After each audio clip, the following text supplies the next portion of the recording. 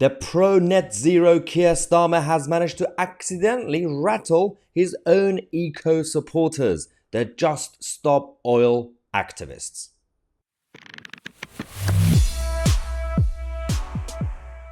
Another beautiful day and week for the Labour Party, ladies and gentlemen. Keir Starmer continues to be an absolutely embarrassing Labour leader. I have no idea.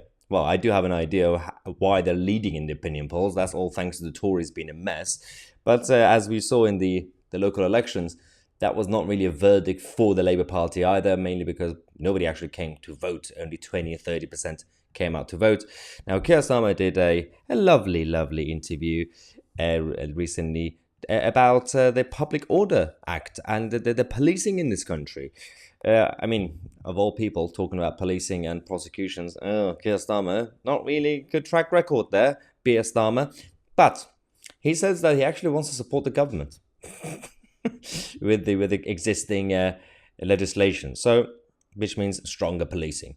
And he excellently said, as an example, he said, well, yeah, we need to tackle the ultra-militant eco-activists like Just Stop Oil activists. And that didn't really go too well. Let's get into it.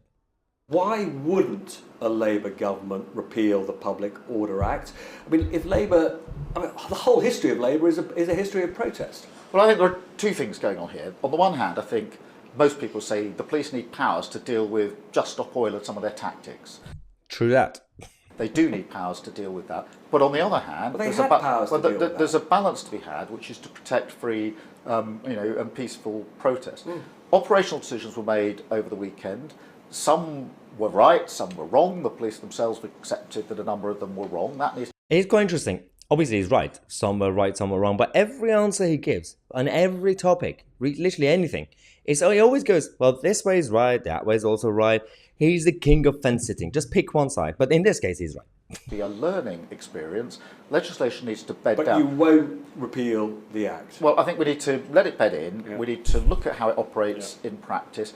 Very often with public order legislation, as you know, there's a period of bedding in. Just because the police have got a power, it doesn't mean they have to use it in every situation. Yeah. Guidance... Yeah, but that won't be up to you. That will be up to the commanders and the leadership of the police forces to actually decide. Then you're going to get all the blame. So be careful what you're doing, Keir Starmer, with supporting this. But during the whole interview, one issue was the whole of the Public Order Act and everything else around it, and the policing of the coronation. But one sentence, he used one sentence, which was about the Just Stop All activists, and everybody kicked off.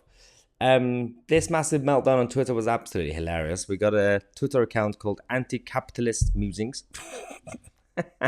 Using a capitalist app, Twitter, saying, just as you think that he can't say anything more awful, he does. Never lets you down, does our Keir Starmer. So this guy is anti-capitalist and is not too happy with Starmer. The Socialist Voice, whatever that is, says, Sir Keir Starmer has confirmed that he will not repeal the Tories' public order bill if Labour wins the next election. What is the point in voting Labour when the party is a carbon copy of the Tories? Funnily enough, the Tories actually say the same about the government, saying why they're the carbon copy of the Labour Party. We're going to get into that in a second. Next one, Rachel, who has pronouns she and her. I'm glad you told us, Rachel, because I probably would have assumed you're a woman, but okay. She says, if he wants to be a Tory that badly, why didn't he bloody join them? Well, maybe because he's a Republican socialist. Maybe that's why. Okay. Michael says, Tory boy Stormtrooper needs to go. Okay, I'm going to steal this nickname because it's absolutely hilarious. Stormtrooper. That's our new nickname for Keir Starmer. Now, the reason that some socialists say that people like Starmer are Tory, and then some conservatives say Jeremy Hunt is Labour, is not really like that. Obviously, it's more likely that people like Jeremy Hunt or the government, when they are introducing certain pro-big government policies, it is more socialist leaning. But Keir Starmer not going full on socialist doesn't mean he's Tory. The reality is both centre-left and centre-right in this country, Labour and Tories, are social democrats. That's what it is. The system that we live in is social democracy. It's been like this for ages. And that's why it seems like they are similar. And there are only technical differences. We don't really have, we had for a short period of time when you had Jeremy Corbyn as Labour leader, and that 10-minute honeymoon period for Boris Johnson, the good days of Boris, that 15 minutes, that he was actually promoting sound right-wing policies, that was the time when you could actually see a difference. But overall, it's not really surprising that both parties are going with social democracy. Now, some people would like it, some people would dislike it. There's nothing wrong with it. It's just the way the parties are being run. It's centre-left and centre-right. Now, if you want a more hard right-wing party or far left-wing party, then that's fine. We could then create a new party. But the problem is, the consensus, unfortunately, is social democracy.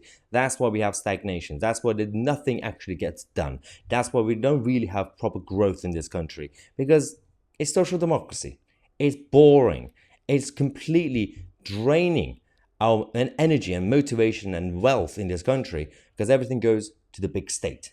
That's the problem. Let me know your thoughts. I'm Mahyar Tousi, and we are the media.